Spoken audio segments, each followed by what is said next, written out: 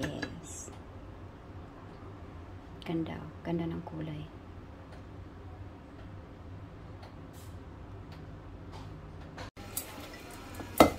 Hello guys. How to steam shrimp. Ito siya. Hinugasan ko na, tapos lagyan ko ng cooking wine. Yan. Tapos ilagay ko na siya sa kumukulong tubig. Yan. Kumukulo. Okay.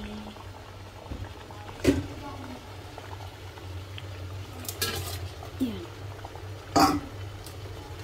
Ganyan lang. Tapos, steam ko siya ng mga 4 to 5 minutes kasi fresh naman siya.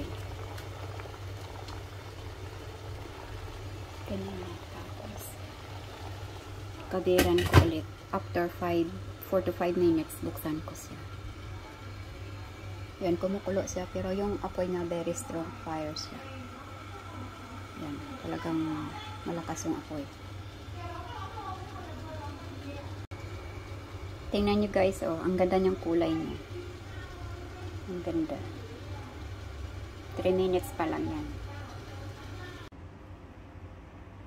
Guys, ito na siya, oh. May light sauce na siya na binusan ko ng mainit na mantika. Ito, ready to eat na siya. Yummy. Yes. Ganda, oh. Ganda ng kulay.